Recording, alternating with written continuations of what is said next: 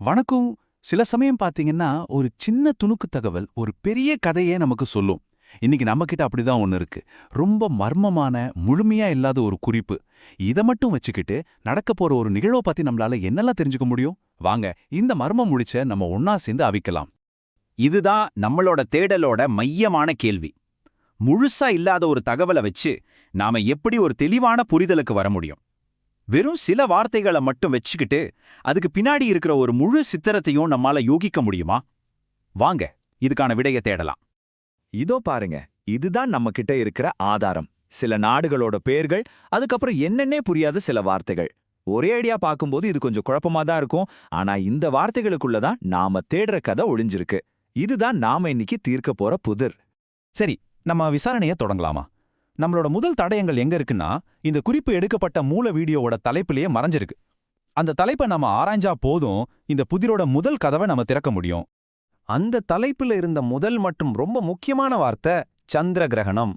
இதோட நேரடியான அர்த்தம் என்னன்னா லியூனார் எக்லிப்ஸ். அட, நம்மளோட முதல் பெரிய துப்பு கிடைச்சிருச்சு பாருங்க. அப்போ நாம பேசிட்டு இருக்கிறது வானத்துல நடக்க போற ஒரு சந்திர கிரகணத்தை பத்தி தான். புதிரோட மையக்கரு என்னன்னு இப்போ நமக்கு தெளிவா தெரியுது. அடுத்து, இந்த தேதி மார்ச் 3ஆம் தேதி 2026. இது ரொம்பவே முக்கியமான ஒரு குறிப்பு. ஏன்னா, இது அந்த நிகழ்வை ஒரு குறிப்பிட்ட காலத்துல பொருத்தி வைக்குது. அதனால நாம ஏதோ ஒரு எதிர்கால நிகழ்வை பத்தி தான் பேசிட்டு இருக்கோம்னு புரியுது. குறிப்பா சொல்லணும்னா, 2026ஆம் வருஷம் மார்ச் மாசம் 3ஆம் தேதி நடக்க போற ஒரு சந்திர கிரகணம். இப்பதாங்க விஷயமே இன்னும் சுவாரஸ்யமா மாறுது. அந்த தலைப்புல பரிகார ராசிகள் அப்படின்னு ஒரு சொற்றொடர் இருக்கு. அதுக்கு என்ன அர்த்தம்னா, ரெமெடிஸ் ஃபார் ஜோடியாக் சைன்ஸ், அதாவது பரிகாரம் செய்ய வேண்டிய ராசிகள். இதுல இருந்து என்ன தெரியுது? இது வெறும் வானியல் சம்பந்தப்பட்ட விஷயம் மட்டும் இல்ல, இதுக்கு ஜோதிட ரீதியான ஒரு முக்கியத்துவமும் இருக்கு. ஆக, இந்த கிரகணம் எந்தெந்த ராசிகாரங்களை பாதிக்கும், அதுக்கு என்ன பரிகாரம் செய்யணும்னு இந்த ஆதாரம் சொல்ல முயற்சி பண்ணுது. ஓகே, நம்ம விசாரணையோட அடுத்த கட்டத்துக்கு போலாம். இப்போ நாம அந்த குறிப்புக்குள்ள இருக்கிற ஒரே ஒரு உறுதியான தரவை பார்க்க போறோம். அதுதான் அந்த நாடுகளோட பட்டியல். அந்த தடயத்தை வச்சு இந்த கிரகணத்தோட புவியியல் தாக்கத்தை நம்மால புரிஞ்சுக்க முடியுதான்னு பாப்போம். ஞாபகம் இருக்கா அந்த புதிரான நாடுகளோட பட்டியல்? இந்தியா, பாகிஸ்தான், ஸ்ரீலங்கா, ஆப்கானிஸ்தான்னு அந்த லிஸ்ட் போய்கிட்டே இருந்துச்சு. இது ஏதோ சம்பந்தமே இல்லாம கொடுத்த மாதிரி தோணலாம். ஆனா இந்த நாடுகள் தான் நம்மளோட அடுத்த முக்கியமான துப்பு. கொஞ்சம் யோசிச்சு பாருங்களேன், இந்த நாடுகளுக்குள்ள என்ன பொதுவான தொடர்பு இருக்க முடியும்?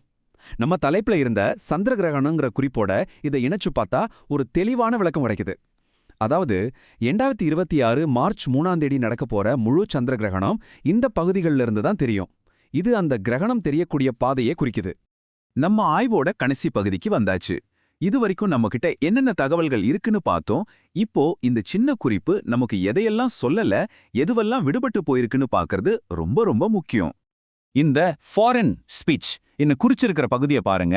இதுதான் நம்ம அறிவோட எல்லை. கிரகணம் தொடங்குற சரியான நேரம், உச்சத்தை அடையிற நேரம், எந்தெந்த ராசிக்காரங்க என்னென்ன பரிகாரங்கள் செய்யணுங்கிற மாதிரி மிக முக்கியமான விரிவான தகவல்கள் எல்லாமே இந்த புரியாத வார்த்தைகளுக்குள்ள தான் அடங்கியிருக்கு. இந்த விவரங்கள் இல்லாம நம்ம கதை முழுமையடையாது.